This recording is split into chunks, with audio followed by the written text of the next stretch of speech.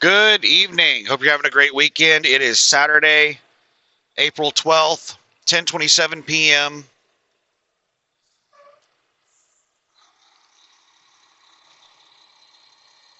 Pacific Daylight Time, local time here in California. I'm in a rest area just north of Kettleman City off I-5. And I finished my 10-hour break, and now I'm going to start driving. I am 353 miles away from the TA truck stop that's just south of Redding, California. And I have a load to deliver in Redding, California, Monday morning.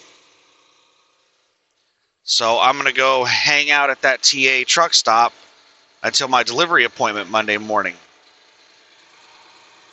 That is the plan.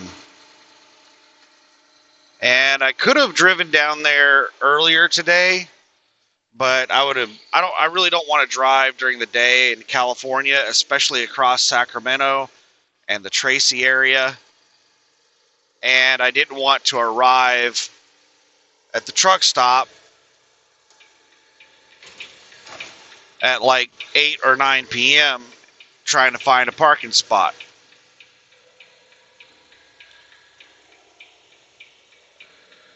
Continue on I-5 north, 125 All right. miles. Everybody's moving over for me.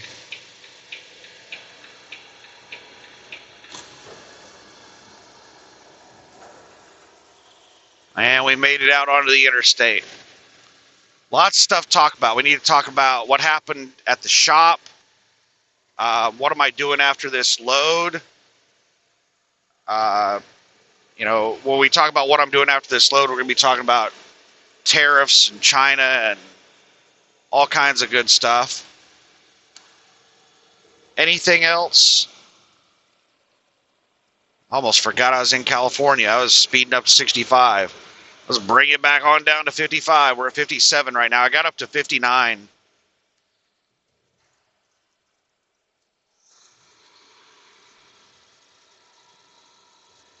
And there we go. We got the cruise set at 55.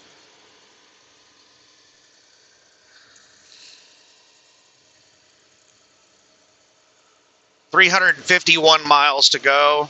Should take me right at 7 hours. The last drive shift of this load.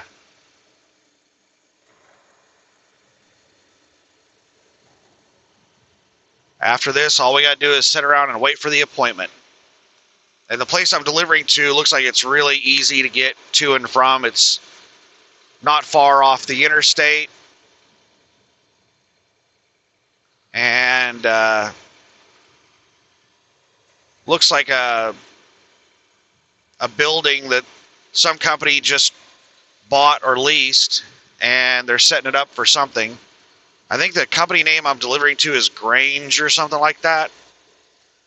But it's some, on Google Maps, it's just like an abandoned an abandoned office space or store space in a shopping center. It's pretty, well, I won't say big. It's like a medium-sized store space. About the size of like a Dollar General or something like that.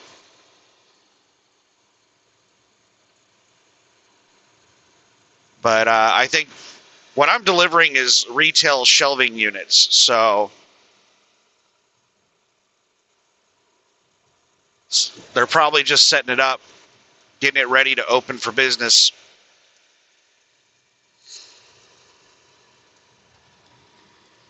So what happened at the shop? Oh my goodness, I could talk for an hour about what happened at the shop. Let me go through the very short version.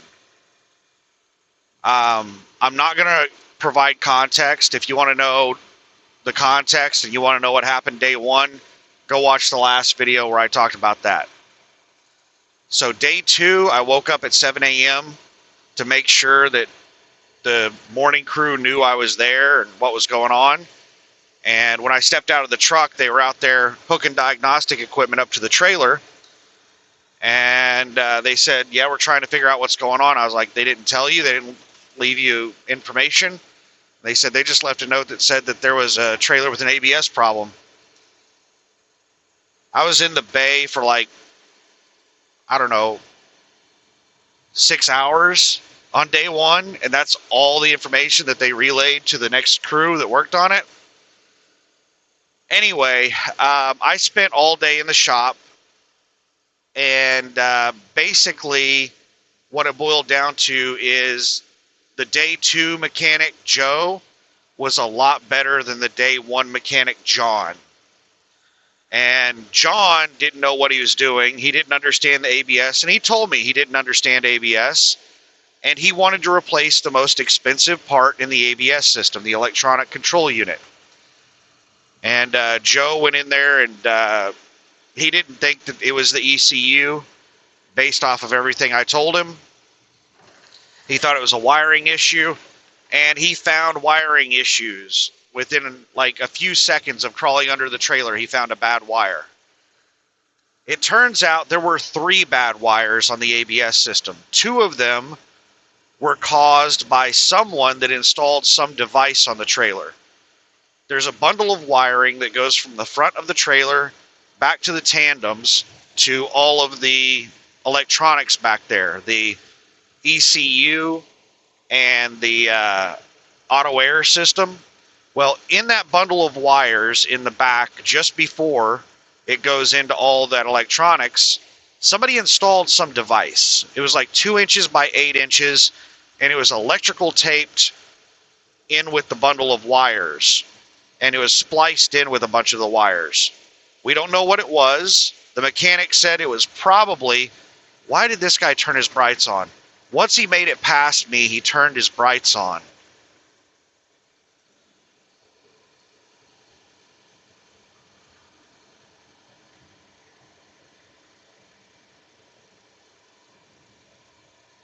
Well, I guess I'm glad that he didn't have his brights on while he was behind me.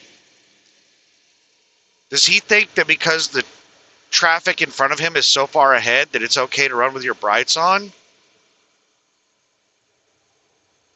Some container driver. He's just, I don't understand. He's just driving with his brights on. He just doesn't seem to understand when it's appropriate to use the brights. But the mechanic thought that it was probably some type of monitoring equipment that Landstar paid somebody to install. Some type of remote monitoring equipment. But whoever installed it did not hook it up properly.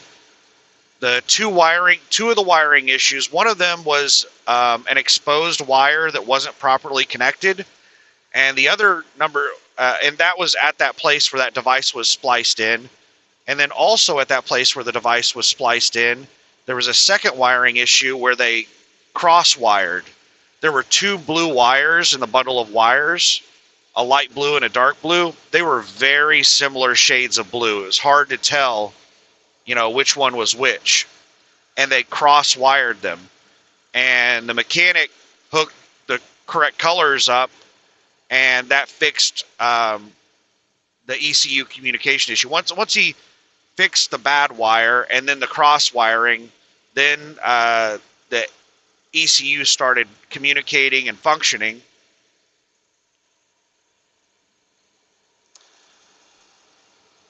Yeah, this person thinks that if the cars in front of you are more than a couple hundred feet away, it's okay to run with your brights on, because when that car passed them, they dimmed their lights, but when they made it a couple hundred feet away, they turned their brights back on. This person was trained wrong.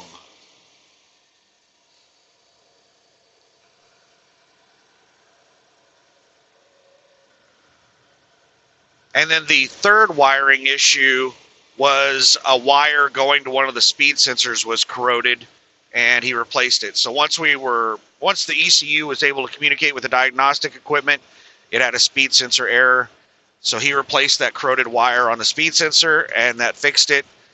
ABS was working perfectly at that point, no errors. And then they installed the brakes, the new brake system, the brake pads, and the new bushings for the S-cam shaft. I did have to sit there all day long. It took them about an hour and a half to 2 hours to diagnose the ABS issue and find all of the problems and get them fixed. It took them forever to find those wires that were crossed, that were connected improperly. He noticed that it looked like it wasn't connected properly early on, but he just assumed that that's how it was supposed to be connected. And once he got to a point after an hour of looking for another wiring issue, once he got to the point where he was just about to give up, he was like, you know what, let's just go ahead and try it. Let's try hooking those up to the proper colors and see what that does. And that fixed it. So yeah, probably about an hour and a half to get all the ABS issues resolved. And then another about an hour to install all the brake system. And once they got everything, well,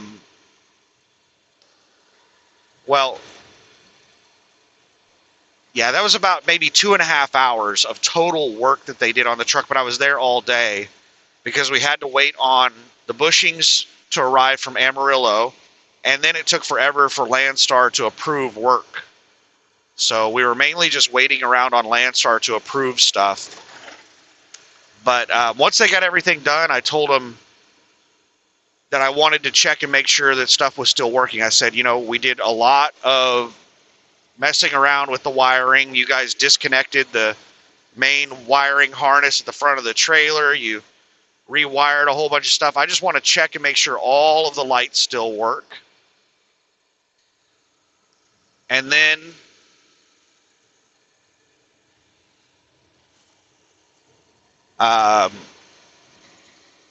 sorry, I'm watching these people passing me. I want to check and make sure all the lights still work. And you also disconnected all the auto air lines to that tire. I want to check and make sure there are no leaks with all that stuff after you reconnected it. And then I want to make sure that the new brakes you installed are properly adjusted.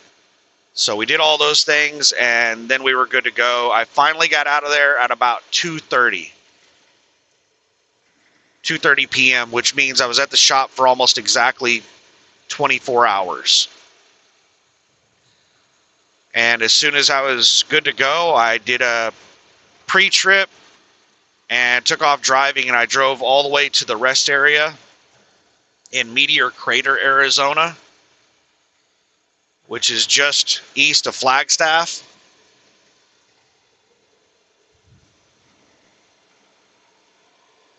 And that's what I did on my first, not my first drive shift, but my drive shift after I got out of the shop.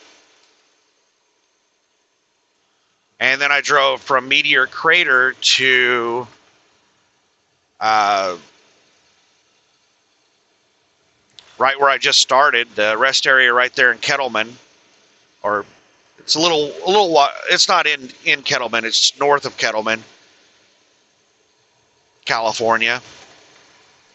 That was the next drive shift, and now here is the drive shift after that.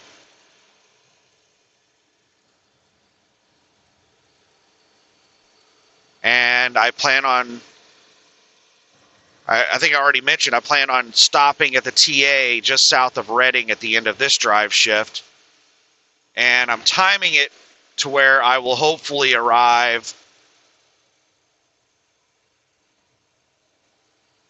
at around 6 a.m. Well, I was going to wait. It should be right at 7 hours of driving.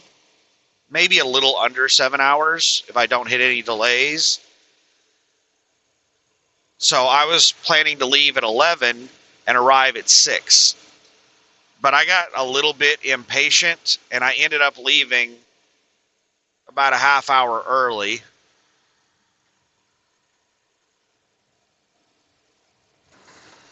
Which means I'm probably going to end up arriving closer to 5 a.m. than 6 a.m. if I don't hit any delays, which that should not be too much of a problem. My main thing on my arrival is a parking spot. I want to make sure that I'm going to be able to find a parking spot.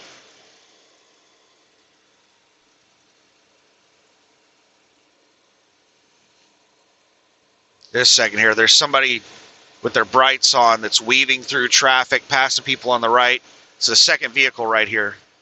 There they go, whipping out onto the right. They were just weaving through vehicles. They've got their brights on and they're driving way too fast and extremely aggressive.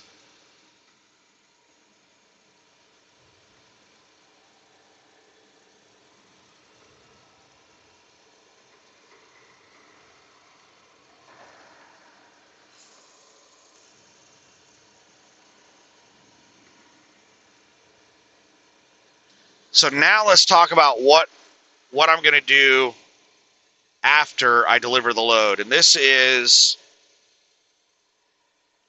a big discussion, because trying to decide what I'm going to do after I deliver the load, I have to make a decision on where I think I'm going to be able to get my next load.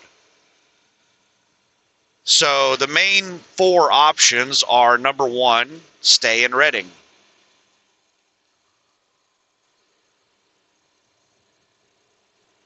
Number 2, I could drive down to Tracy, California, which is like an industrial park in Central California.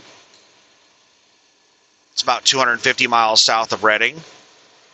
3, I could go to Reno, Nevada, which I'm not sure of the mileage. It is southeast of Redding, across the border into Nevada. I have to do a lot of mountain driving. I have to drive across the mountains to get to Reno.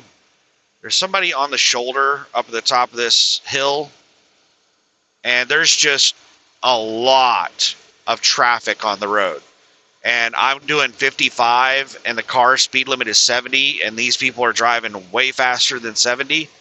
So I'm not going to try to move into that left lane unless there's just happens to be nobody around me when I go around that car, or I see something that I really need to move over for. Most likely, if I see something, I'm just going to hit the brakes and slow down, because it would be very, very dangerous for me to get in the left lane because of the amount of traffic and how fast they're flying by me.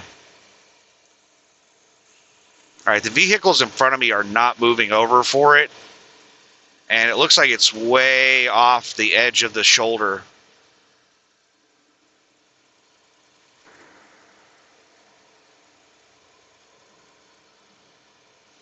Yeah, it's not even on the shoulder. It's on the dirt past the shoulder.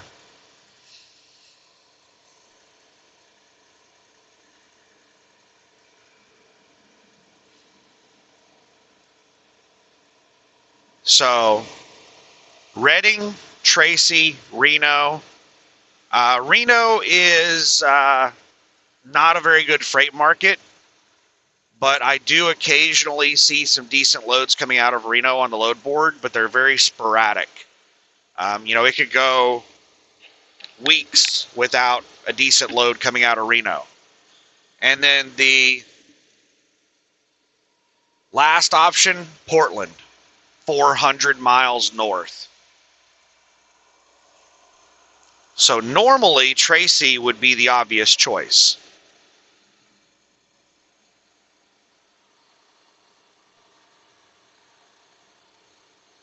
But right now, I don't think Tracy is the best choice. I think Tracy is actually possibly... Whoa, buddy.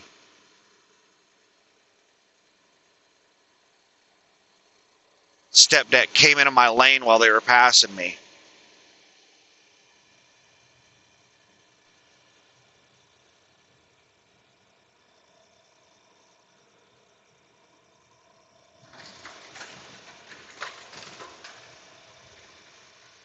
That's the reason I watch people when they're passing me. Looks like those two are probably driving together. If somebody's driving along with me, we can talk on the CB from miles away. You don't need to be 3 inches off my damn bumper.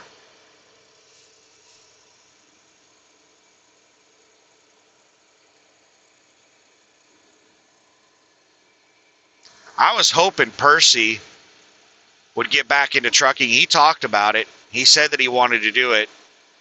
I thought that would be awesome for us to both be owner operators out here just trying to haul, loads in the same direction and driving together.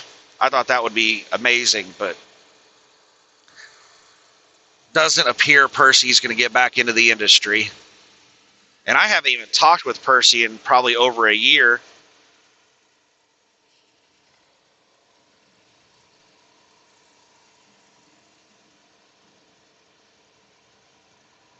So why do I think Tracy is probably the worst option out of all of them right now?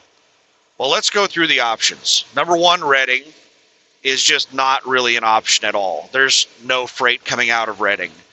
What few loads there are coming out of Reading pay next to nothing. They're just really, really, really bad loads. I would deadhead before I would haul one of those horrible loads. I'm not going to pay somebody to haul freight for them. I will deadhead before I haul a load at a loss.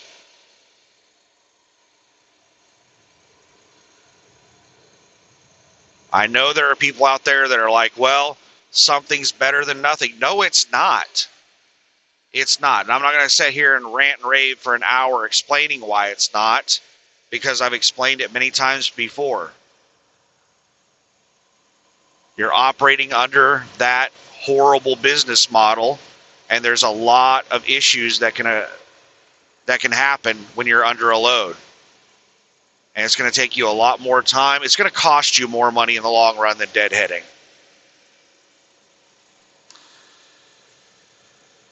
But I'm not going to rant and rave about it, about hauling like extremely cheap freight, because I've raved about it many, many, many times in the past. So Reading is not an option. Reno is not really an option. The only way that I would take a load out of Reno is if a really good load popped up on the board that was worth the deadhead, and I had time to deadhead to pick it up. I'm not going to sit in Reno waiting for a load. You go out of business doing that, because the freight coming out of there is so sporadic on the decent loads. So it really just comes down to Tracy or Portland. And I don't know why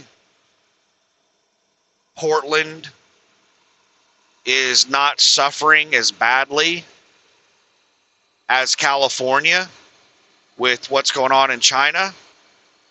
Maybe it just has to do with, contracts. Maybe there's just more Landstar agents working contracts out of the Portland area. But the California market is absolutely hideous on Landstar's load board. It is so, so bad. Even the LA market, it just fell off a cliff when those tariffs went into effect last week. Was it last week or the week before? Yeah, I think it was like the week before last week.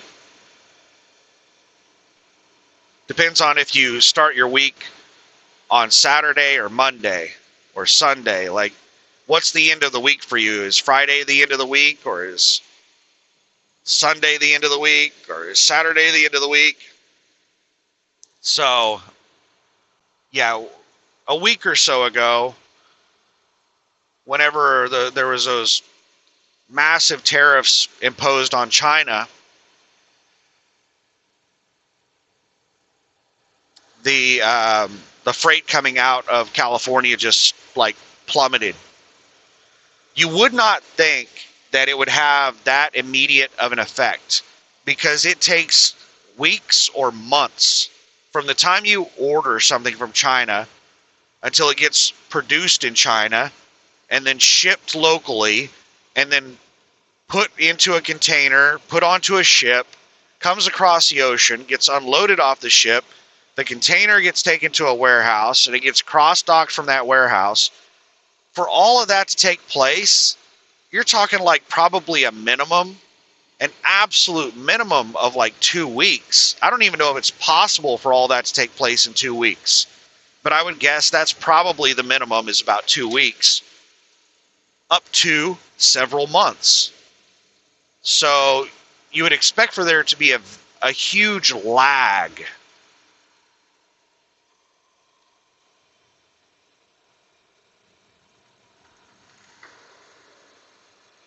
in between the time that something happens that affects that system, that supply chain,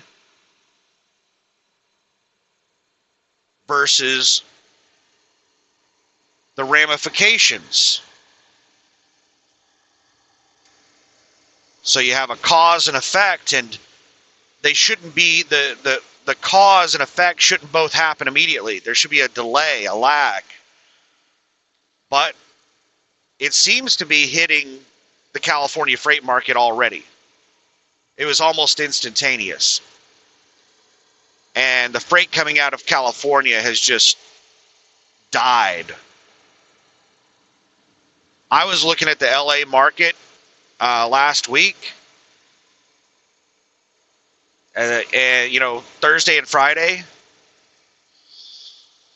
and even in LA, I was looking for any loads that were going out of LA that were paying over $4,000 and over $2.50 a mile, and there was basically nothing.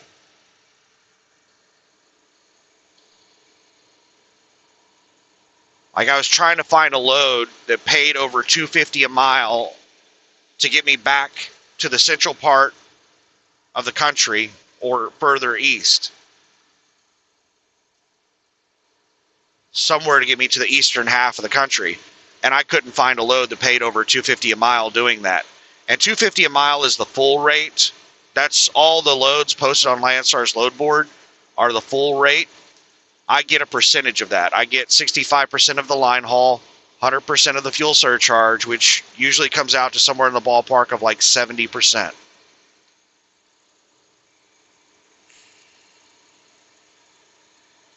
So $2.50 a mile pays me gross to the truck about $1.75 a mile. So $2.50 a mile on Landstar's load board is the equivalent of $1.75 a mile load on the spot market.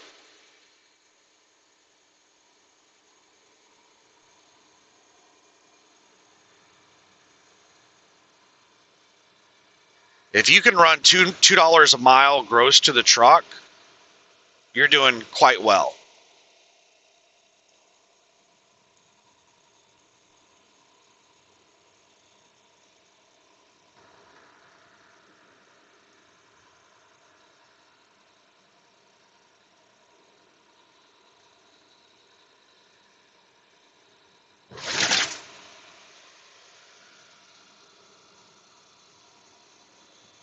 So I don't know what's going to happen on Monday.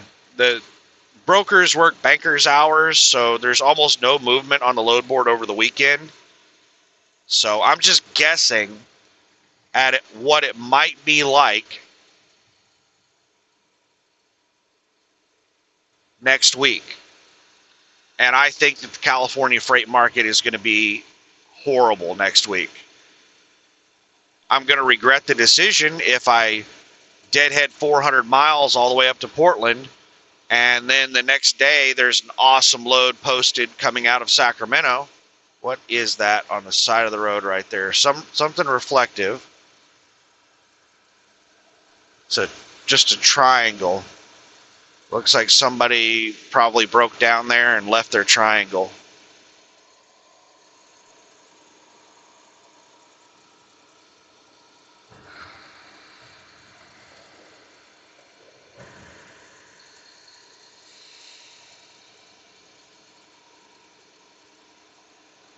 So yeah, it's risky, but here's the problem. I can either set in Redding and wait for a load to be posted in Portland or Reno or Tracy, or I can go to one of those markets. The problem with just setting in Redding is that I'm going to be almost a day away from any load. It's so far away from any decent market that if a load gets posted on the load board, well, almost all the loads on the load board pick up within like a few hours of being posted. Like they'll post a load at 8 a.m. and it has to pick up at 2 p.m. So if you're a couple hundred miles away, then you're not going to be able to pick up most of the loads that are being posted. Most of the loads are same day loads. So I'm going to miss out on almost all of the loads if I'm setting in Reading. So for me to have the best opportunity to get a load, I need to go to a market. I need to be like within 100 miles of where the load picks up. Otherwise, I'm probably not going to make the pickup appointment.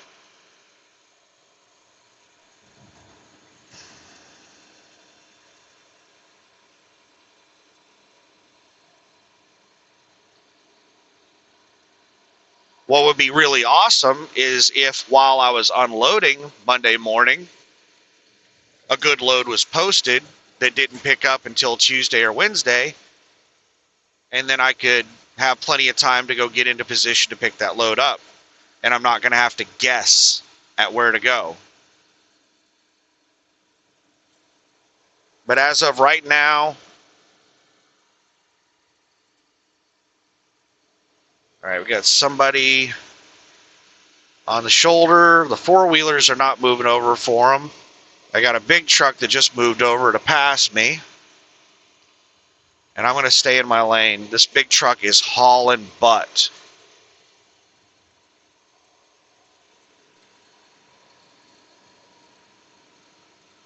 I can't believe people drive that fast.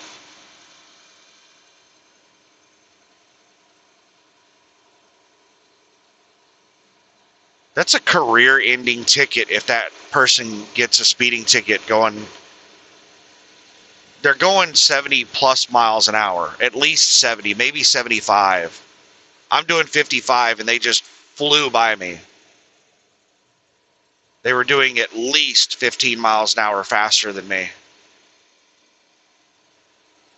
A 15 over ticket in one of these trucks is in the same category as a DUI as far as severity.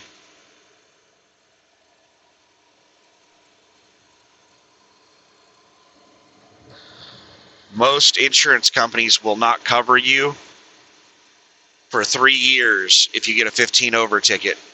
And if any insurance company will cover you, your rates are going to be really high.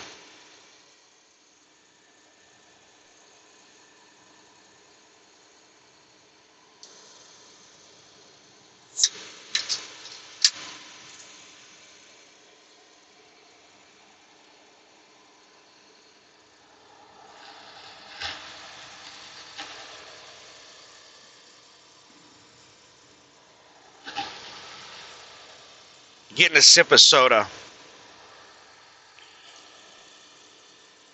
So we'll talk more about this decision in California and the tariffs once I get a couple of sips of soda. I got to drink it down a little bit after I open it. Otherwise, whenever I hit bumps, it'll splash all over the place. I can't leave it like completely full in the cup holder.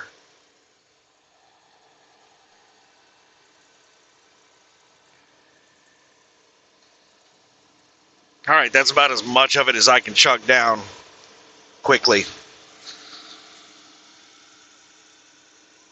All right. So, if you haven't been following what's going on with the tariffs, there is a ton of stuff going on with the tariffs. And I recommend that everyone follow social media channels that are news channels for news. If you get all of your news from mainstream media, you're just getting propaganda. You know, our state-run media in the United States likes to refer to other countries' media as state-run media. like the Chinese Communist Party over in China. The Chinese Communist Party is the ruling political party in China, and they control the media in China. In the United States, we have a two-party system, the Democrats and the Republicans. And who controls the media? The Democrats and the Republicans. So we have state-run media in the United States, just like China has state-run media.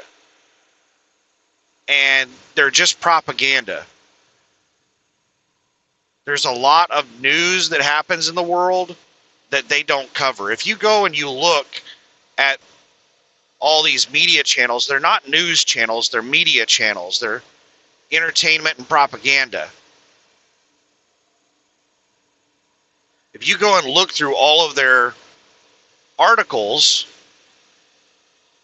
it's mainly political drama. And what real news that they do put in there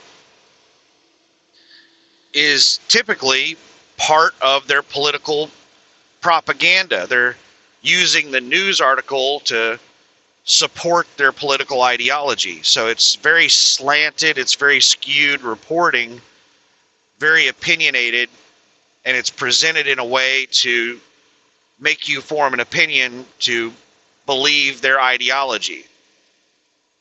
So I don't trust media outlets, mainstream media outlets in any country. I'm not saying that I don't watch or read the news, but I take it all with a grain of salt, and I understand that, you know, the people writing it have a political motivation. But most of the best news is being reported on social media, and mainstream media likes to ridicule reporters and journalists on social media. But they report a lot better news than the propaganda channels. I say all that to say this. There are a ton of social media news channels like China Observer, Chris Chappell with China Uncensored, Serpensa, and his buddy Howie Y, or whatever his name is, his channel name. He's got a weird channel name. There are just a lot of news channels dedicated to reporting on China, because it's so hard to get real news out of China with how locked down all the information in China is. And those Chinese news channels, the social media news channels, they get most of their information from Chinese social media, directly from people reporting it. So what have they been reporting has been going on in China since the tariffs? Well, immediately after the tariffs went into effect, there were large numbers of people reporting that they showed up for work the next day and there was like a note on the door and the building was locked. They couldn't get in the building, and there was a note on the door that said, "Don't come to work for a month," or "Don't come to work for a week." Or they were sent a message through WeChat or something, or the email. Some message was sent out to all the employees telling them not to come in for a month or a week. Those were the two time periods that I saw reported, was people were just being told not to come to work for either a week or a month.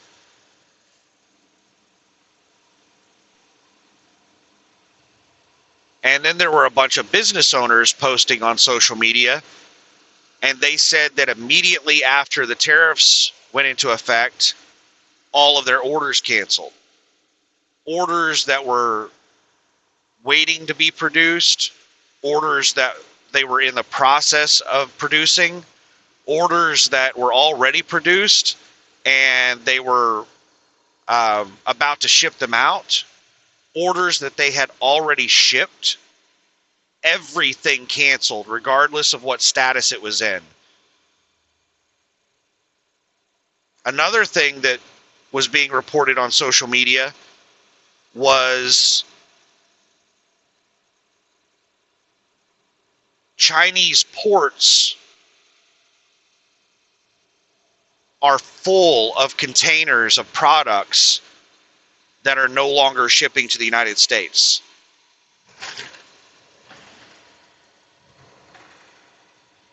And the numbers I heard are that approximately 50% of the shipments out of China have stopped.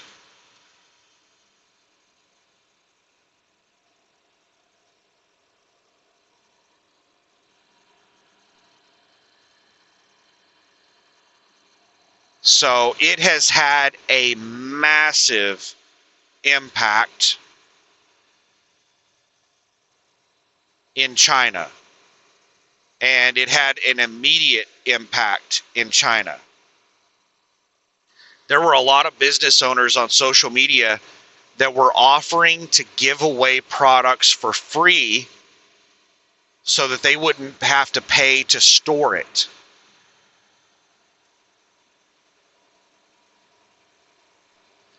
And all the business owners on social media had no idea what they were going to be doing. Chinese companies are really scummy. They exploit anything they can. That's the reason Chinese products have a reputation of being bad products. You know, you get a lot of products that are poisonous or they're not made correctly and they're cheap and they fall apart. You know, things like that. It's because Chinese people cut every corner they possibly can. Well, one of the exploits that they commonly use, and this is something they were talking about on social media, is the business owners were talking on social media trying to figure out a way to bypass U.S. Tariffs. And one of the common practices that they've done in the past is filtering their products through other countries. They'll ship their products to like Thailand, and then they will list it as made in Thailand and ship it out of Thailand and bypass Chinese tariffs imposed by the United States. It'll come through as if it was a Thailand product instead of a Chinese product. But the U.S. government has been shutting down that loophole. I think, you know, since Trump took over, I'm not sure exactly when this took place, but I think it was part of all of this, trade stuff that Trump's doing. He's shutting down these loopholes.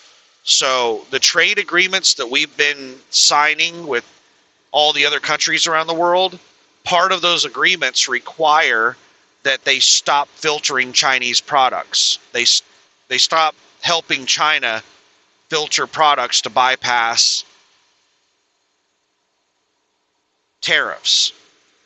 So all these business owners are like, we can't filter our products through all these other countries anymore like we used to.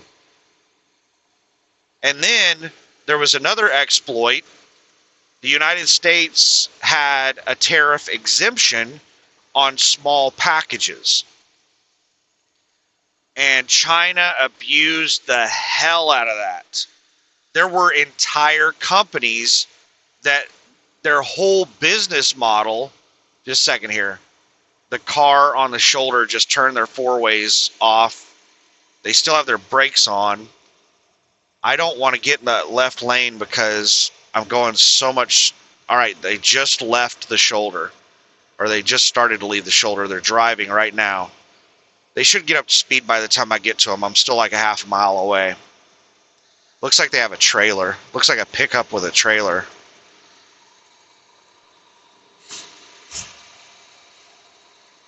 Just a second, I need to spit. Sorry about that. So, like, there were entire businesses built around exploiting that duties loophole. Temu is an example of one of those businesses. They would just ship all of their products, entire containers full of small packages. And they would be able to ship it into the United States completely duty-free. That was not the intent of that exemption, but that's Chinese culture. They exploit everything that they possibly can.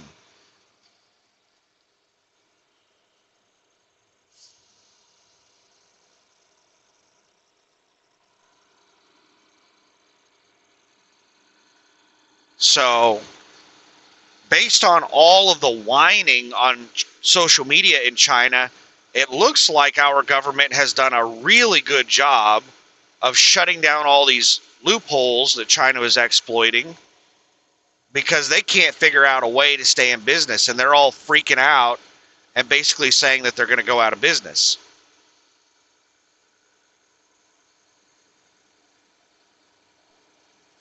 And all the employees that were told to stay home for a month or a week, they don't know if they're ever going to have a job to go back to.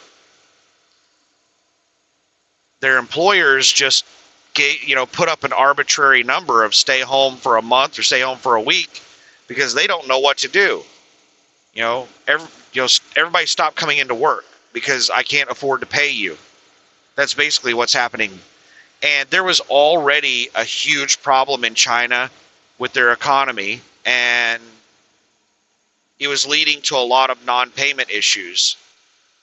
I'm not sure exactly how common it was in China, but there are lots of reports in China of companies not paying workers for months.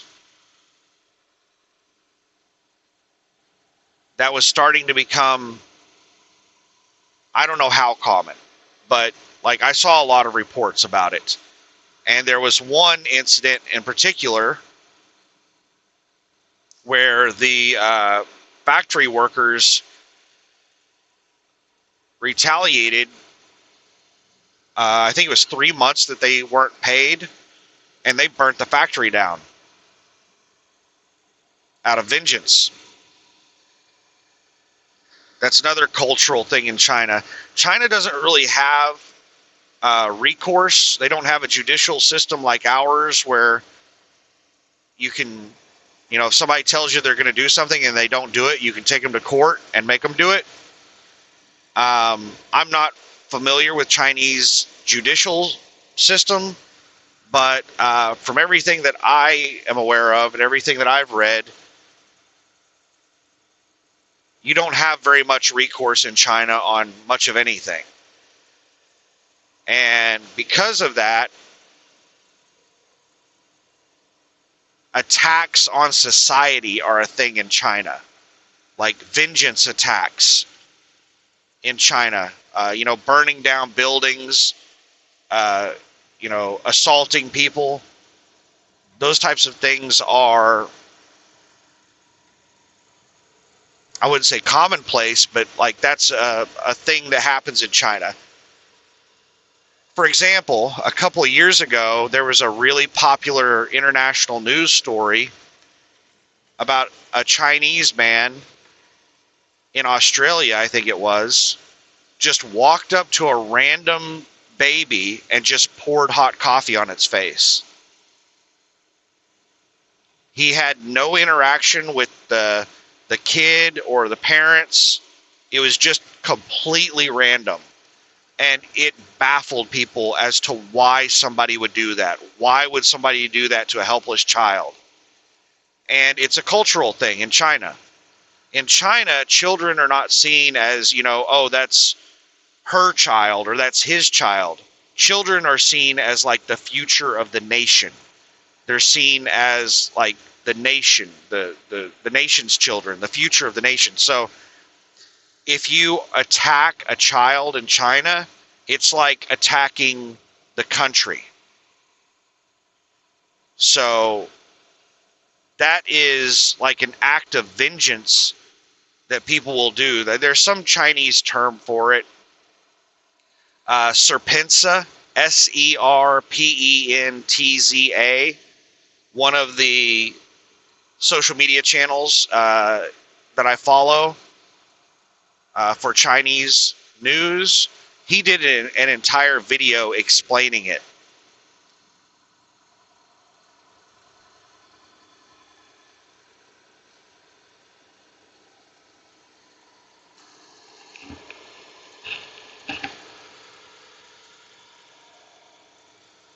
But China, the point is, China was already having a really bad economy.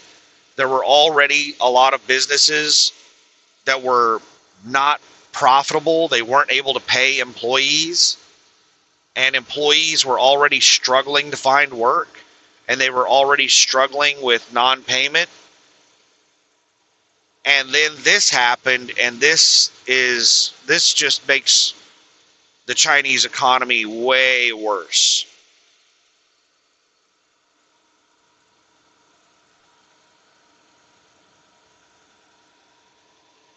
And China has been going around talking with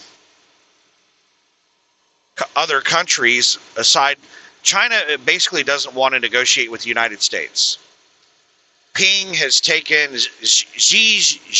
Jinping has taken a very hard stance against the United States. And they basically just cut off diplomacy.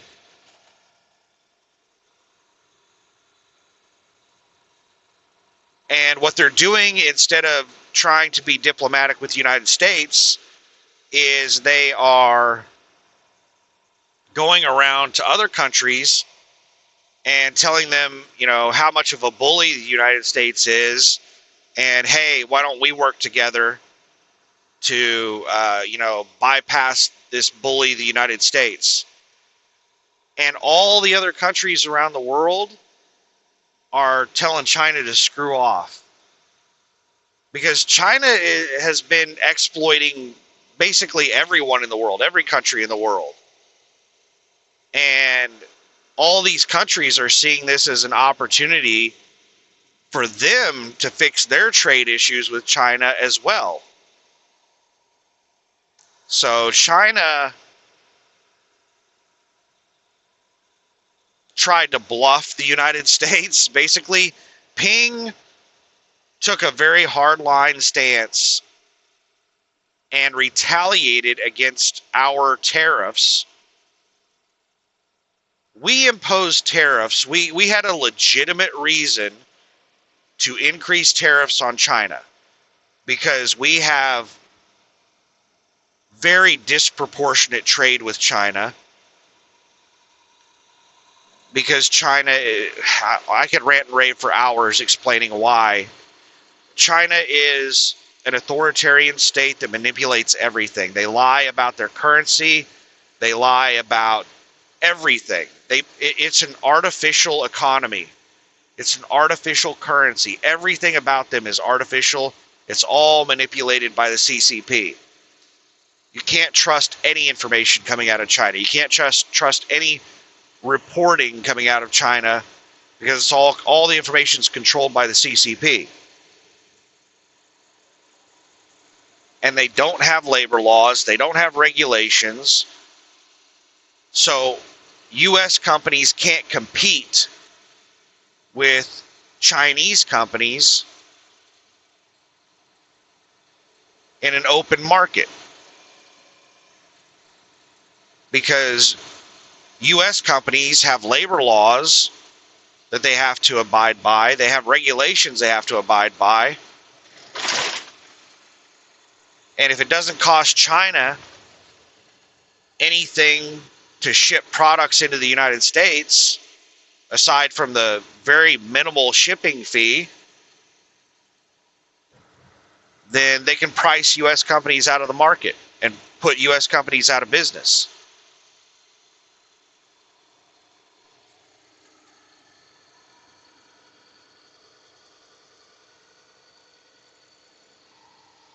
And you have all these people against the tariffs that are like, well, we're not going to be able to afford anything.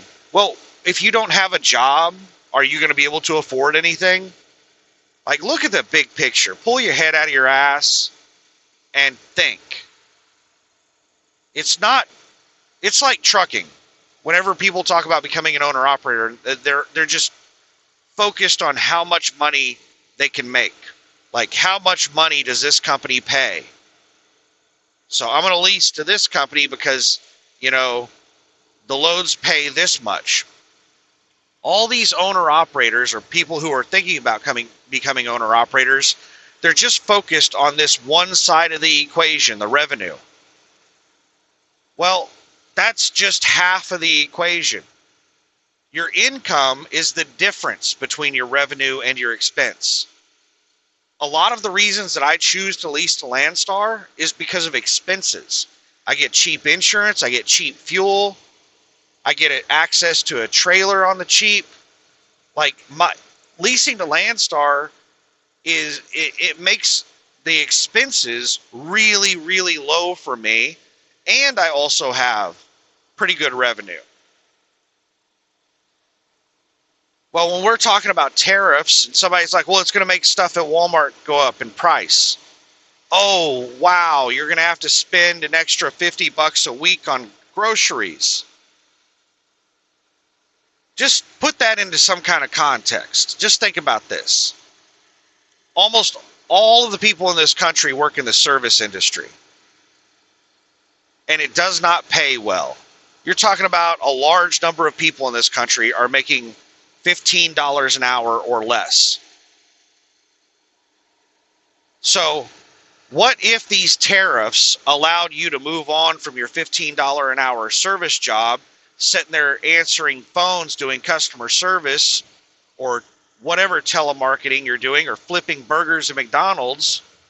What if these tariffs brought manufacturing back to the country and you were able to get a $30 an hour job where you were working at a factory and, like,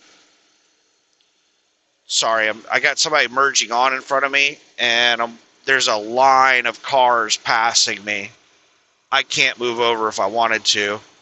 So hopefully this person accelerates pretty quick. They've got the four ways on.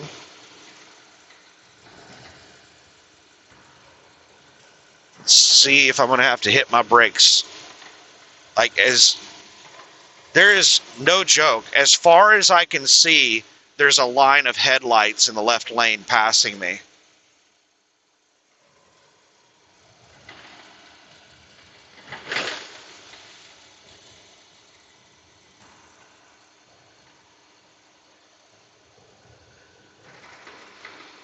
Please don't be another truck that obeys the speed limit. I don't want this person just sitting here speed matching me at 55. I don't like having people around me, in front or behind.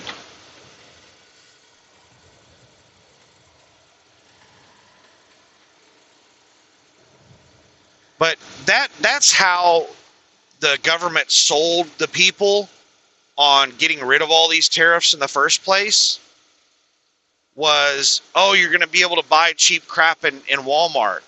That was like literally their sales pitch to the people. And people just don't understand how things work. And they were like, oh, wow, yeah, we're going to be able to buy stuff so cheap at Walmart. And then we lost all of those manufacturing jobs.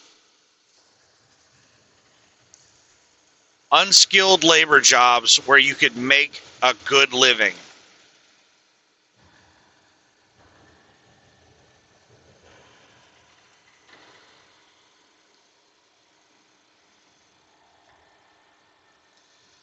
So would it be worth $50 a week extra on your bills to go from a $15 an hour telemarketing job to a $30 an hour factory job? I think that would be worth the $50 extra a week in bills.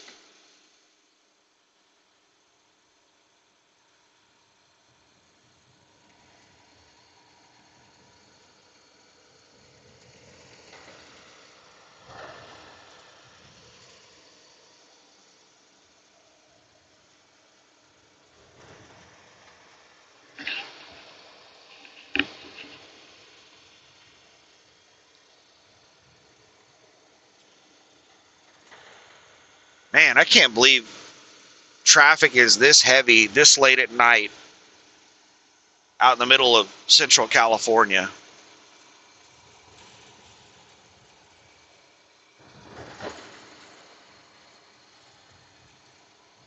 We're out in the middle of kind of nowhere. But by the time I get to the Tracy and Sacramento areas where traffic's going to be really bad, it should be like 3 a.m., 4 a.m., right around 3 a.m., I guess, which is probably the lowest time, the lowest traffic time of the day is probably right around 3 a.m.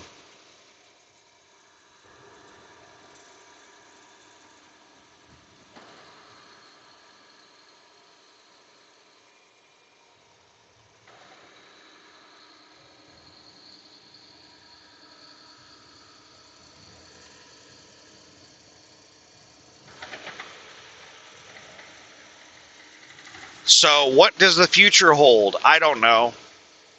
This is a very fluid situation. What's going on right now is uncertainty. And I've talked about this many times on the channel. Uncertainty is bad for business. Businesses get very conservative with their money. Their spending cuts back during times of uncertainty because they don't know what's going to happen. They don't want to take on any unnecessary obligations, any unnecessary debt. They want to get really tight with their finances until they figure out what's going on.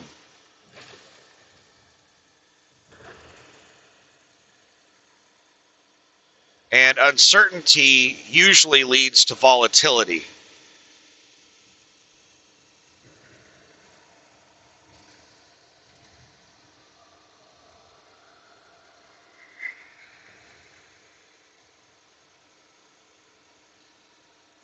So we could stay in this period of uncertainty for a while.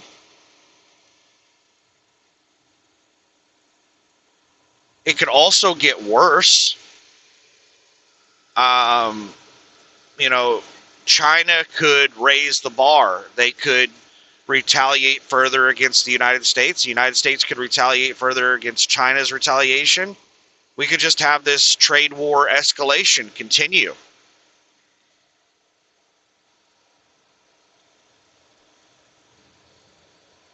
It could lead to a complete ban on Chinese imports.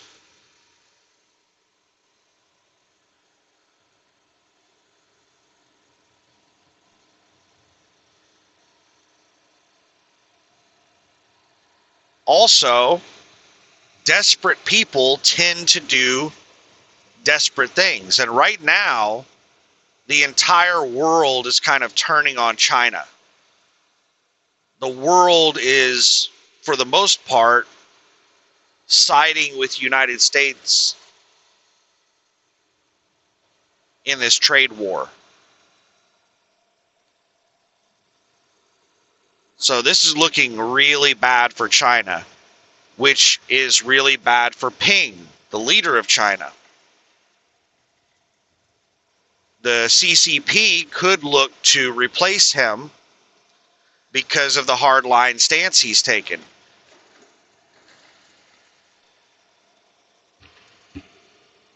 If they, I'm not going to pretend to understand the CCP, but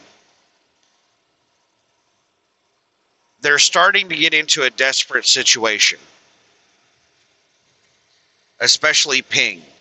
So he might do something desperate to retain his position, or the CCP, the political party itself, might do something desperate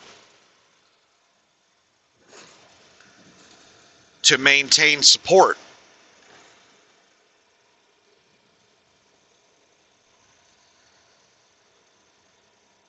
What could they potentially do?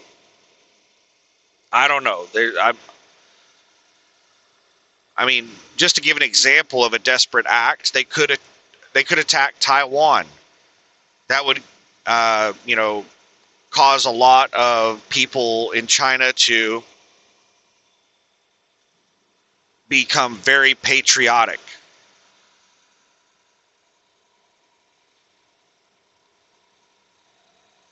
So maybe they could, a desperate act would be attacking Taiwan to increase patriotism, to change the narrative, and they could put their economy onto a war footing, switch their manufacturing over to focusing, a lot of these manufacturing places that are shutting down right now, they could, if they got into war with Taiwan, then they would need to increase their military production. So a lot of these factories could switch over to making military products, and that could alleviate some of their economic problems.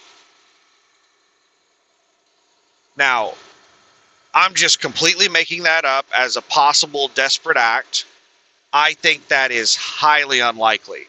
I think right now Ping has made a really stupid decision to retaliate against the United States, because the United States did not impose tariffs on China as some attack on China.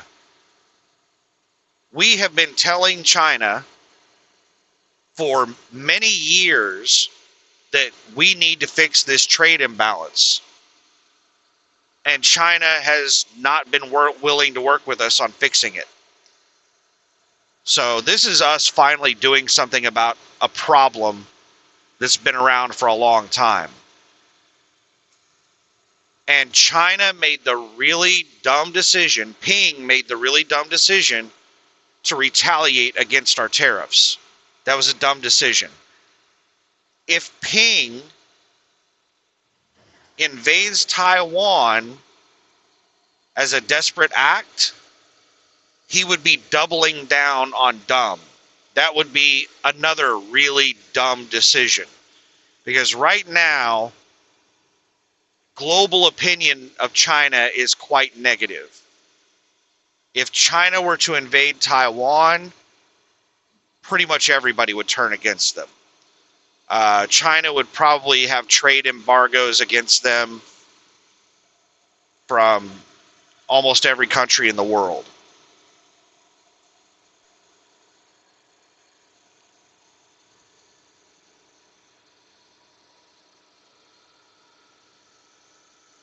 So even though I use, that desperate act as an example, I think that's highly unlikely to happen. For many reasons. And one of the biggest reasons is that the most likely president to go into a direct conflict with China if they invaded Taiwan is probably Donald Trump. Of any president we've had in the history of the United States, Donald Trump is probably the most likely one to get into a direct conflict with China if they invaded Taiwan. The Biden administration basically flat out said that they would not get into a direct conflict with China if they invaded Taiwan. That was some of the really dumb stuff the Biden administration did right before, and they did that with Russia as well. Right before Russia invaded Ukraine, the Biden administration was basically told by the intelligence agencies that it looks like Russia might be about to invade Ukraine.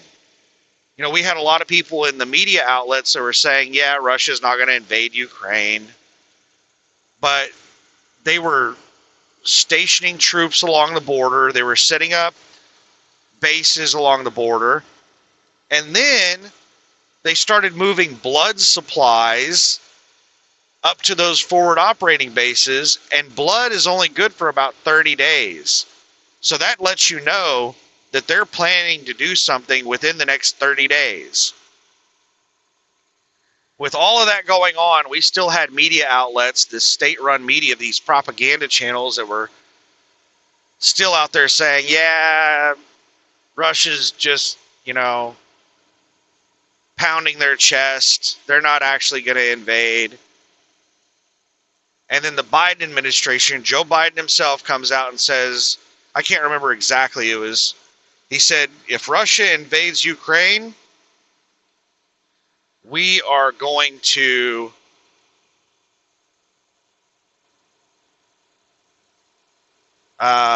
sanction them. I forget exactly. He outlined, he gave a couple of examples of the types of sanctions that they would do on Russia if they invaded Ukraine. So he basically told Russia, hey, if you invade Ukraine, we're not going to touch you militarily. We're going to do this. This is exactly what we're going to do if you invade Ukraine. And that was so dumb. I cannot believe that we did that. We basically just told Russia that feel free to invade Ukraine. We're not going to get involved. That's what we did. That's what Joe Biden, there was a huge failure in diplomacy. It was just so dumb.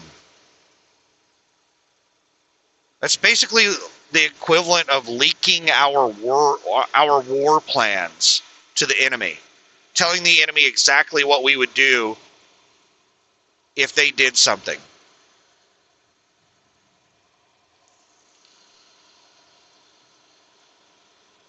So yeah, and anyway, it would be a really dumb idea for Ping to invade Taiwan as a desperate act.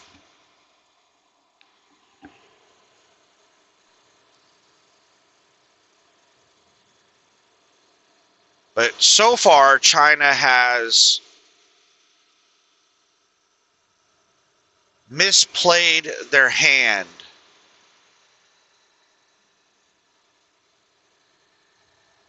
Man, that rest area is closed, and it is such a nice rest area with tons of parking.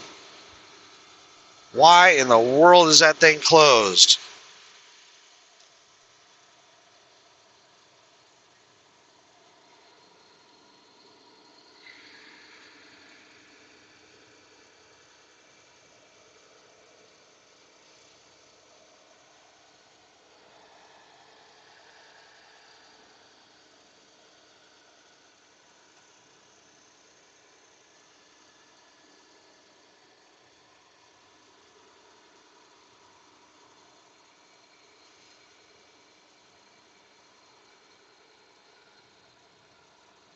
But let's talk about a positive direction that this could happen.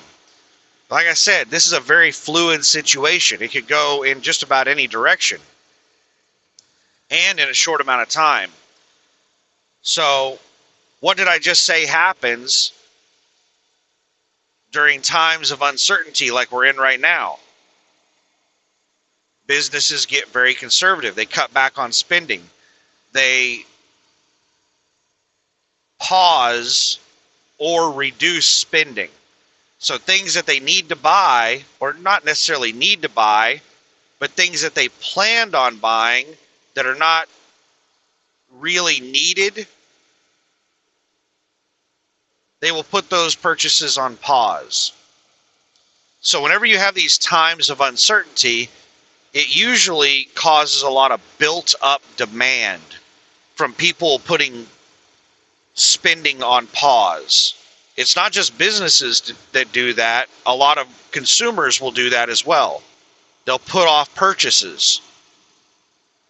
It's like, yeah, I was just about to remodel, the house, but then all this China tariff stuff happened, and I'm concerned that I might lose my job, or they might cut back my hours, or things might get really expensive. I just don't know what might happen. So some consumers will cut back on spending. Businesses will cut back on spending. So what happens whenever that uncertainty goes away?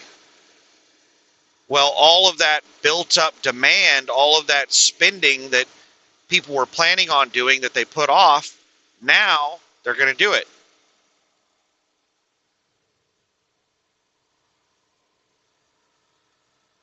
So one really positive outcome is that we could sign a lot of really good trade deals right now. And we've had a lot of countries offering us equitable trade deals. I don't think most people realize how we've been getting screwed over in world trade. All these countries imposing tariffs on us, and we're not imposing tariffs on them. So we can't compete in their markets, but they're able to compete in ours.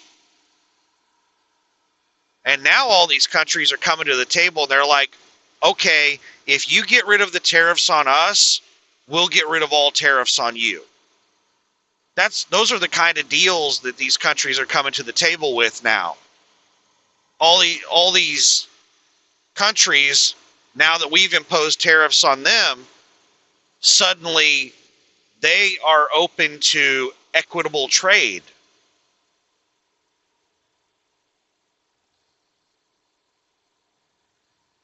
So what could happen is we could sign equitable trade deals with all of these countries around the world. And then on top of that, we could allow China some face saving out with the direction that they've gone. Ping has backed himself into a corner, and this is a Chinese cultural issue. He's taken a very hard-line stance, and because of Chinese culture, right now he has to kind of stick with that stance. That's the direction he's chosen to go, and he's kind of stuck in that rut right now. And our diplomats, our politicians are well aware of Chinese culture, and Trump knows about it. Trump could make the decision to offer some type of face-saving way for Ping to change the direction he's going. And we could end up signing some kind of equitable trade deal with China. That's going to be really difficult, though, for us to sign an equitable trade deal with China, because China is so reliant on like an unbalanced trade situation with the United States and with a lot of countries around the world. That's kind of like what China's whole economy is based off of, is a lopsided. Their whole. Sorry, I have so many cars flying by me. But yeah, China. I don't even know if China's economy could survive if they signed equitable trade deals with every country in the world. And you couldn't even trust China to follow the deal, because China is, in like the World Trade Organization, and they are in trade deals already that they don't follow the rules. So you can't really trust anything China says.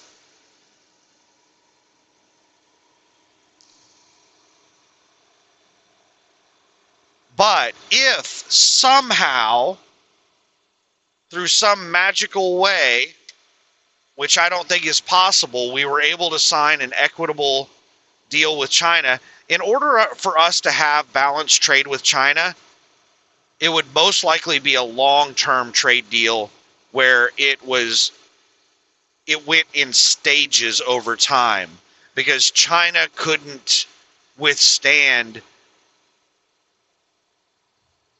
an equitable trade deal that went into effect immediately. I don't think the Chinese economy could survive that. They need time to transition.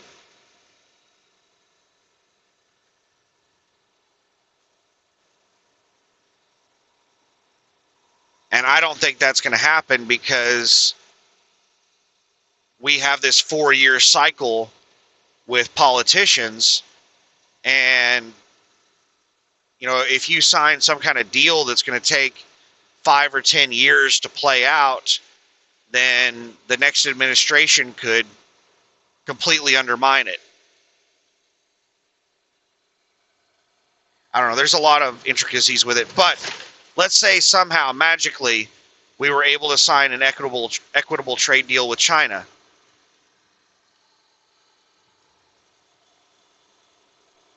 Where we had equal trade with them.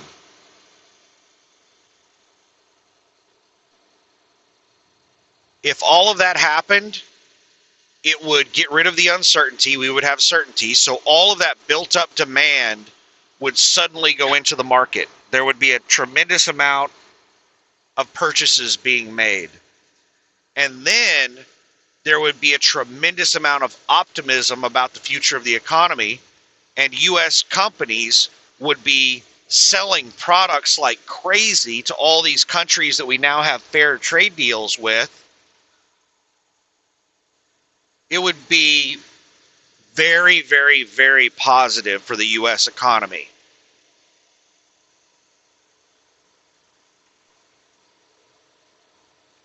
In a short amount of time, we could go from, like it is right now, it sucks, to a freight boom.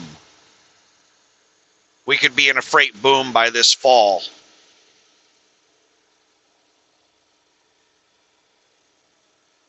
So that's what I mean by it's a fluid situation.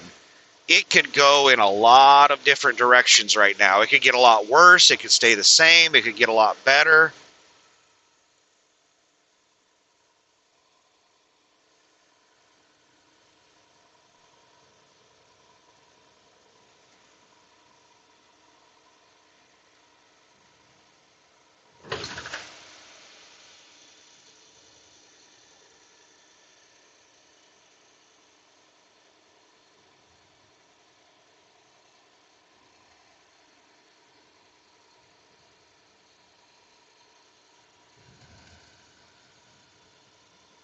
So I could make predictions on what I think it's going to do, but at this point, I just don't know which direction it's going to go because I have not done enough research. If I get enough information, I'm pretty good at forecasting or predicting or analyzing that information and making an educated guess as to what's going to happen. But at this point, I don't have enough information. I'm just not in the mood to go deep diving into it because I'm burnt out on that stuff. There's just been so much negative news, so many negative things happening over the last 5 years or so. I'm just burnt out on all of it. I'm tired of monitoring everything that's going on. I mean, it's just, we're on, China could invade Taiwan at any moment.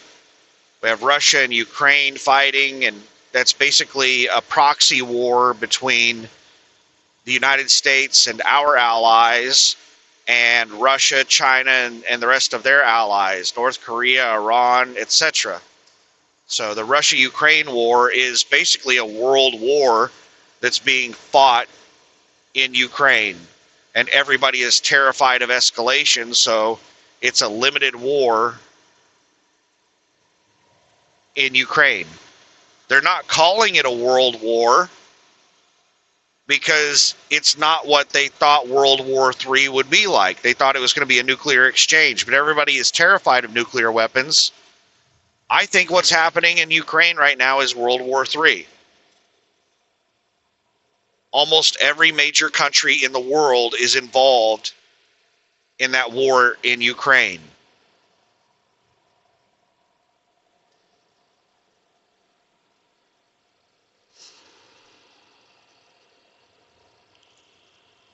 We also have Israel and the entire damn Middle East, and anything can happen there at any time. We have a lot of volcanic activity around the world. The Campi Flegrei super volcano over in Italy has been having a lot of activity.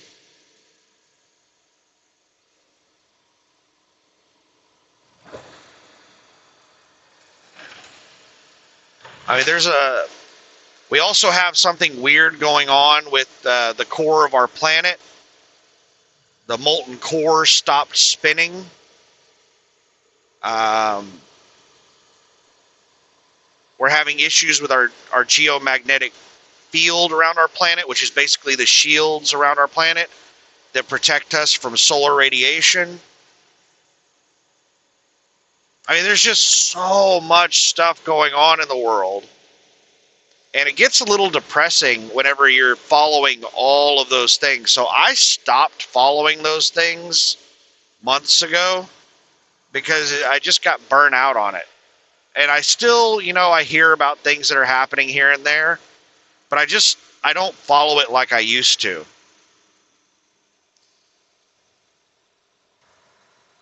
Now, I mentioned some China news channels that I follow.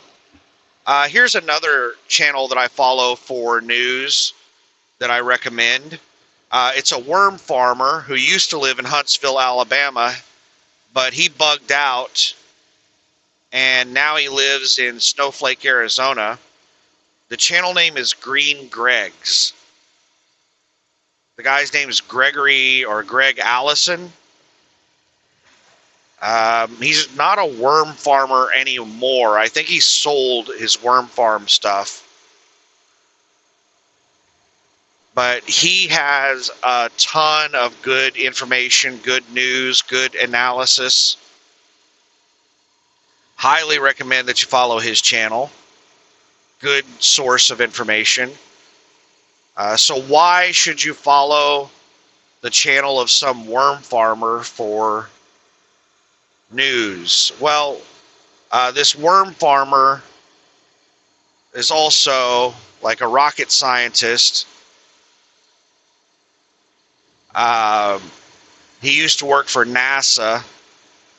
He has a lot of connections in the government, lots of friends that are in the know, and he himself is in the know on a lot of things. He has been pushing for the United States government to harden our power grid against CME or EMPs. CMEs are natural events that happen from like the sun and electromagnetic pulses. EMPs are from humans. They're weapons. But he follows a ton of stuff. He puts out a lot of good information on his channel. And he also has friends in the government that give him information about stuff that's going on that none of the media outlets are covering.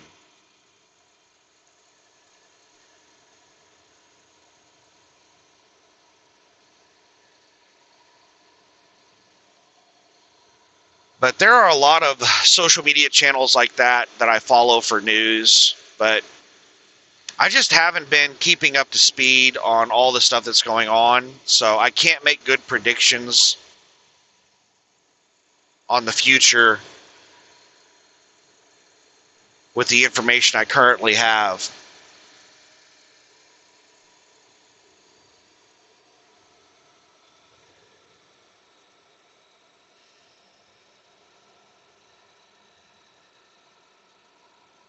I am still optimistic that we're going to see a lot of manufacturing move back to the United States.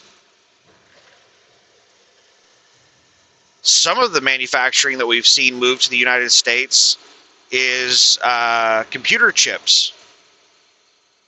A lot of computer chips were manufactured in Taiwan, and because of the threat of China invading Taiwan, we started moving Taiwan's chip manufacturing to the United States. Because we do not allow advanced technology to go to China. China is not allowed to buy like the latest and greatest processors or video cards or anything like that. We restrict the technology we allow to go to China. If China were to take Taiwan and they took over those chip manufacturing plants, then they would basically be manufacturing the chips for that advanced technology that we don't allow them access to.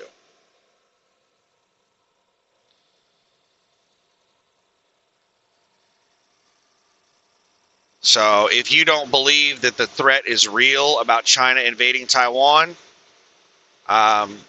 yeah, our government thinks it's pretty real. Taiwan thinks it's pretty real because they moved the chip manufacturing to the U.S. Last I heard, I think they were building chip manufacturing plants in, I think, Arizona.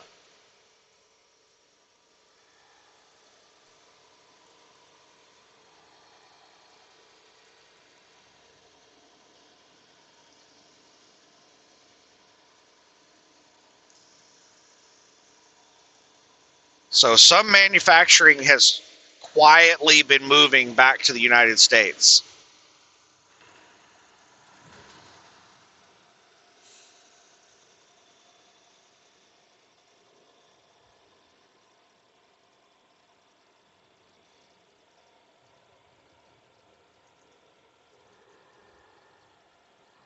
And I was going to shut off the air conditioner because it's cool in here, and it's already off.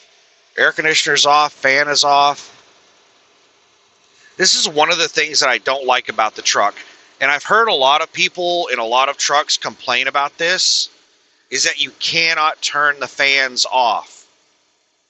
I have the fan turned completely off, but there's still air blowing out of the vents. There's still cold air blowing out of the vents. The air conditioner's turned off, the fan's turned off, there's still cold air blowing out of the vents. My temperature gauge says it's 58 degrees outside, so the cold air is probably just, outside air. The air conditioner is not on.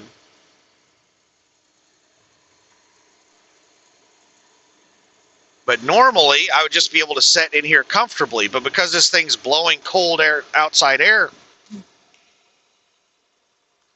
I'm probably going to have to turn on the heater.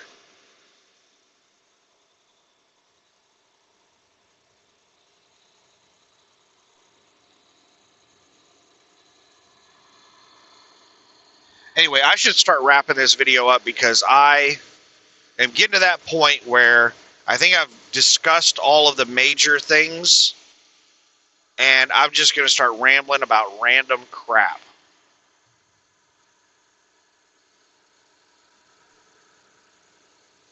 What town are we driving by? They're trying to create a pretty little skyline. They have some tall building over there all lit up.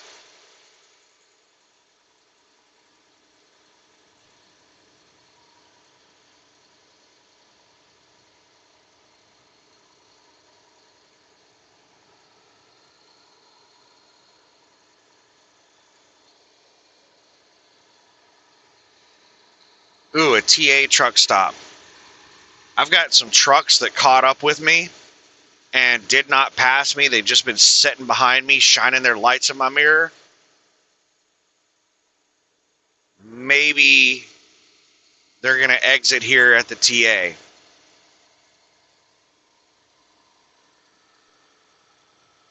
Hopefully that's what's going to happen. Like I said earlier, I do not like people around me, whether it be in front or behind.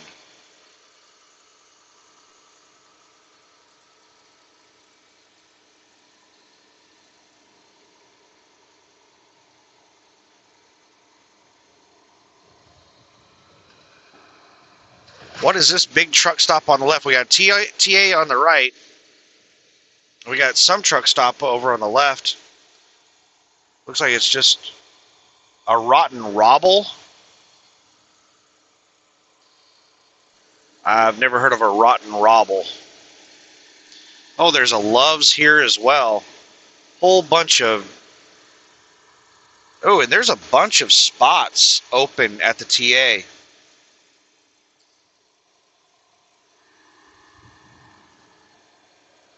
And the trucks behind me, I didn't see a single one of them exit. Damn it.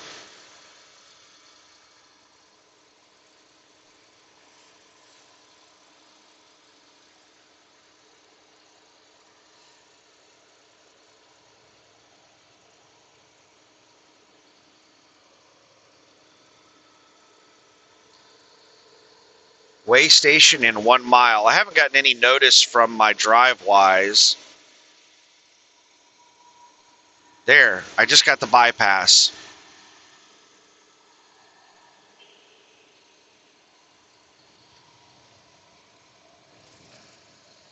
So it must be closed. Scales closed, do not enter.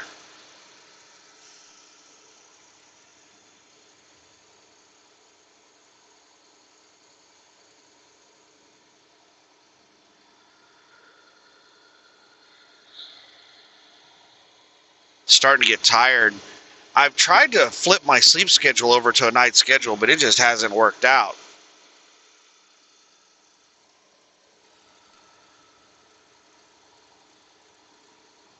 I went to sleep as soon as I ended my drive shift last night.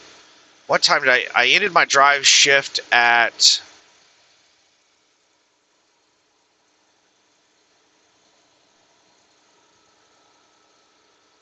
I think it was 11:40 p.m. And I tried to stay awake so that I could sleep all day. Now just come over real close in front of me. That's safe.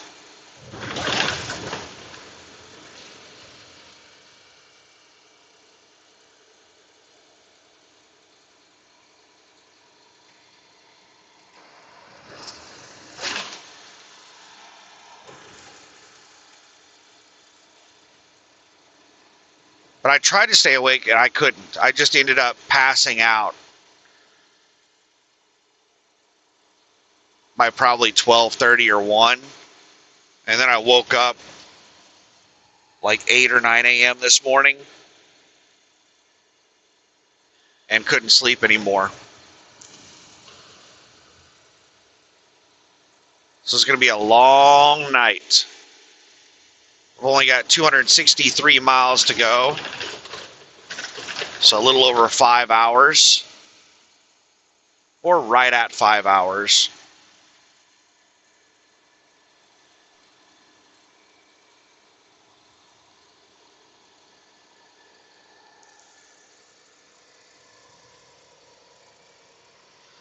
So that's going to put me there right at 5 a.m. So yeah, I'm on schedule to be an hour earlier than I wanted.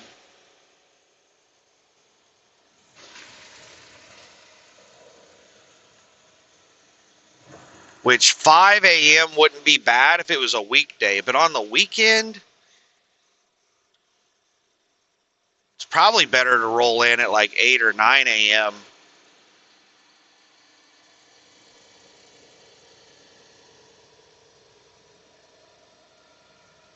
The only good thing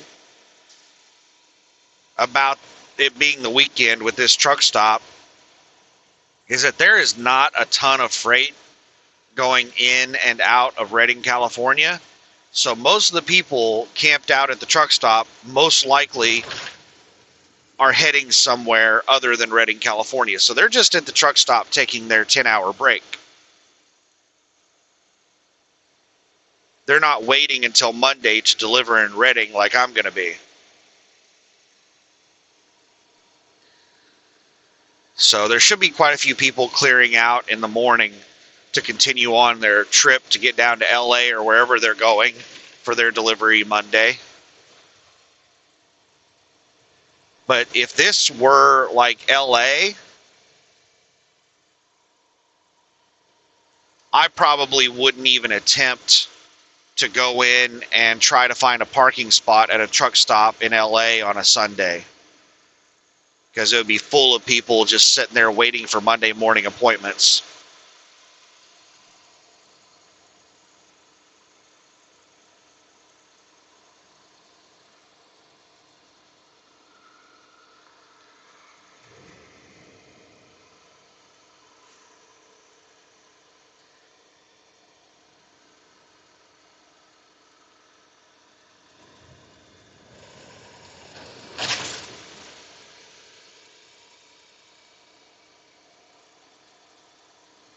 All right, so I think I'm going to wrap this up.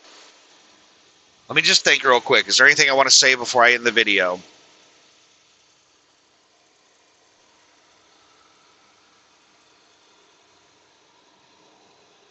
Well, one of the topics I probably need to talk about is leasing on to Landstar. I need to make a video just ranting and rambling about leasing on to Landstar or becoming an owner-operator or getting into the trucking industry, because there are a lot of people that have been watching my videos that are looking to make some move, and they're watching my videos for information. So I probably need to make a video where I just talk about that stuff. Nothing's really changed. I have old videos where I talked about that stuff, and nothing has really changed.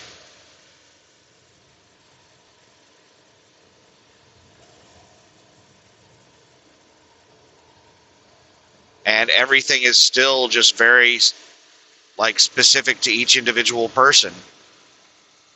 There is no one size fits all advice on getting into trucking or becoming an owner operator or leasing to Landstar. There's just a ton of things that you have to take into consideration, and it's all about your individual. Man, this is a rough road. It's all about your individual situation.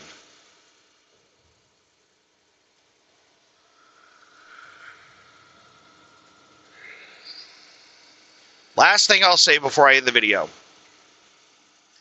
The only load that I've seen on the load board picking up in the Tracy, Reno, Redding, Portland area that's been any good since I've been watching is a load going from Portland to Memphis, Tennessee. It's a SIA load.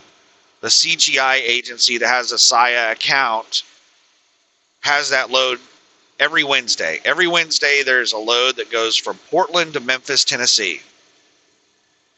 It doesn't pay great, but it is a pretty good load for a load coming out of Portland going back to the eastern half of the country. It's paying $2.70 a mile on the full rate, which is probably around $1.95 to $2 a mile gross to the truck. It's not great, but it's decent. It's profitable.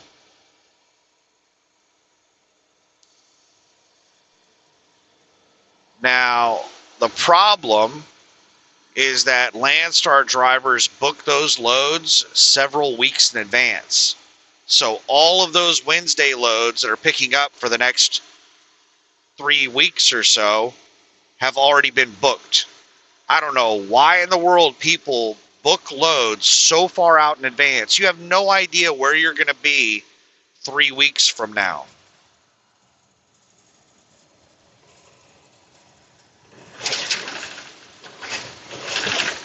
I don't know why that person just jumped over in the left lane. Is it because of the road got rough?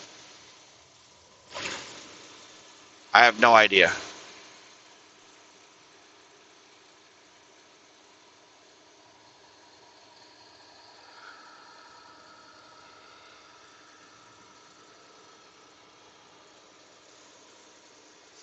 But what usually ends up happening with those loads, the SIA loads, is that these people book the loads weeks in advance, and then a day or two before the load picks up, they cancel the load because they can't make it to the pickup location. You know, they're over in Chicago and the load picks up in Portland the next day, and they're like, yeah, I'm going to cancel that load. I hate that people book loads so far in advance and then just cancel them last minute like that. It's really, really annoying. But perfect scenario would be that the SIA load that picks up on Wednesday that somebody's already booked gets canceled and reposted, and I end up getting it. That would be really sweet. But here's another thing that I forgot to talk about in the video, is how LTL companies work. And why that SIA load may not be available anymore. LTL companies, well, over-the-road companies are just always hiring. And the worse the over-the-road company is, the more they hire. Why? Turnover. Really bad over-the-road companies have basically 100% turnover. They're hiring as many people per year as they're losing. They just have this constant flow in and out of the company. So if a really bad over-the-road company wants to reduce their fleet size, they don't have to lay anybody off. They don't have to fire anybody. All they have to do is cut back on their hiring. Because they have so many people quitting constantly, they don't have to worry about forcing people out. That is not the case with LTL companies. People tend to stick with LTL companies long term. They don't have anywhere near the turnover of bad over-the-road companies. So LTL companies do not usually expand their fleet size and hire more drivers whenever freight picks up. The way they deal with that extra capacity is they outsource. They contract with over-the-road companies like Landstar. They have Landstar come in and do a dedicated run as a line haul driver, or they have Landstar haul trailer loads of goods from one terminal to another, like the Portland terminal to the Memphis terminal. They start a weekly run every Wednesday where Landstar hauls one of those loads. That's how LTL companies handle overcapacity. When things start slowing down,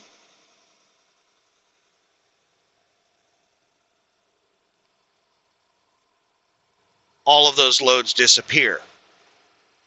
So when the freight market is booming, you have tons of LTL company loads that are being moved by over-the-road drivers.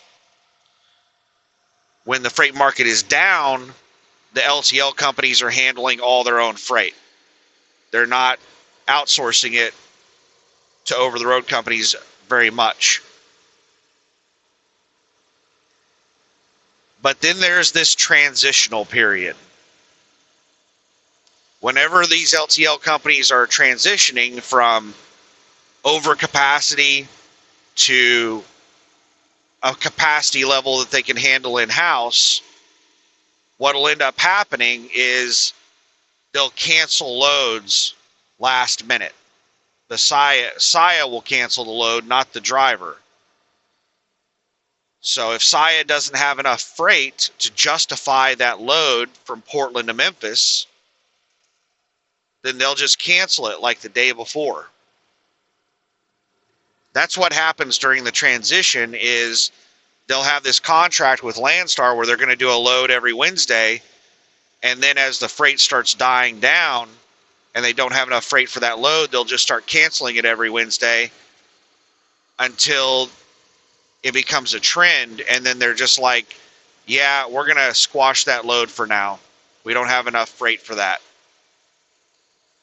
But during that transitional period, the load will still be there, but it'll cancel last minute.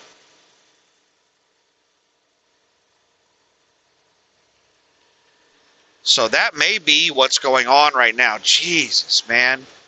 Got a car coming at me with their brights on and a truck passing me with their brights on.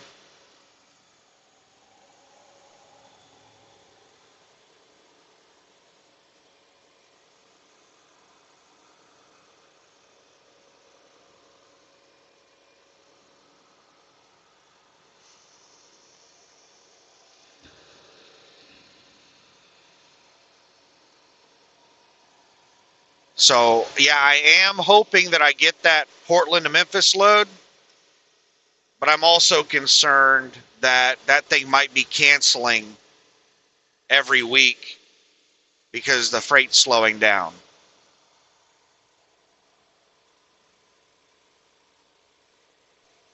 We'll have to wait and see. And then once I get out of this area and I get back to the central part of the country or back to the eastern half of the country, then I'm going to have to do a little bit of research as to what's going on to figure out if I'm going to continue coming over to the West Coast. Because based off what little information I have, it's kind of a bad business decision to be coming over to the West Coast. It's too volatile. It's too uncertain. It's the outlook is too negative. I could get over here on the West Coast and freight could just completely dry up and all the loads go down to $1 a mile.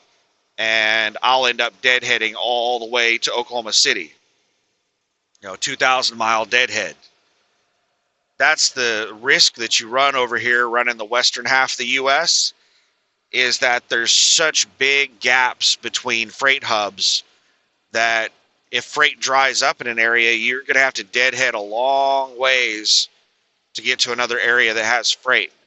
That's the reason a lot of trucking companies only operate on the eastern half of the country, is because there's freight everywhere on the eastern half of the country. You don't have to deadhead very far to get to a different market.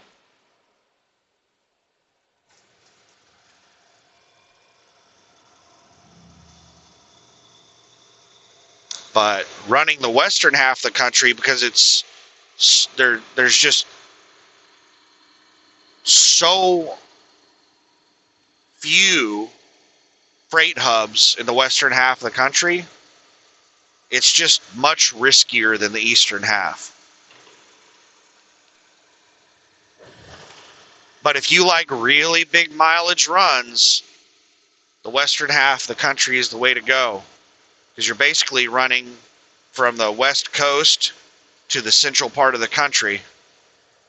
2,000-mile runs all over the place, just back and forth.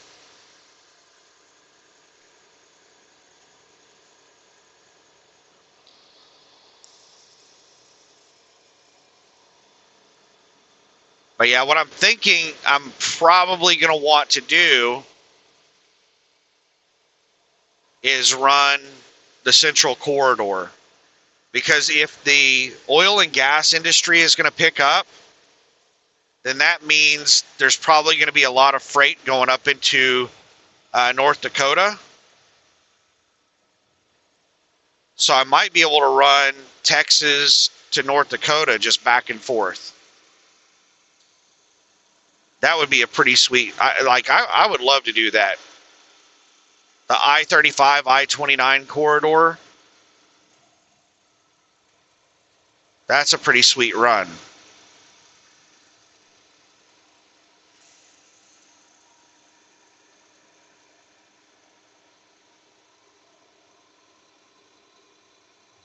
And I've heard from a couple of sources that they expect the oil and gas industry to really kick off this summer. And I've seen a lot of max weight hazmat loads in Texas on Landstar's load board. And I bet a lot of those loads are oil and gas industry loads.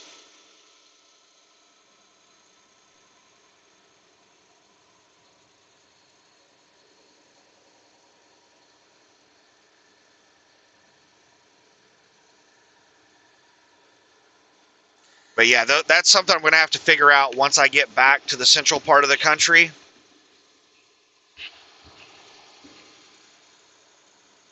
Because while this trade war is going on, the West Coast is has a lot of uncertainty, a lot of volatility. So it's probably a place to be avoided.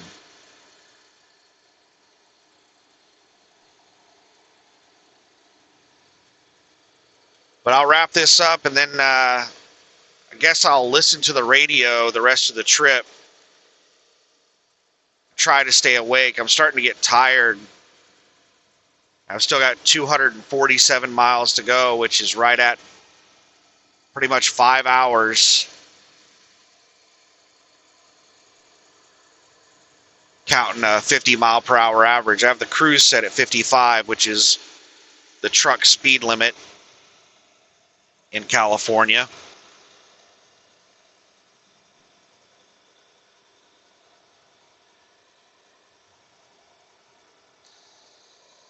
So just a second here, I'm getting past. Person's moving. Amazon Prime.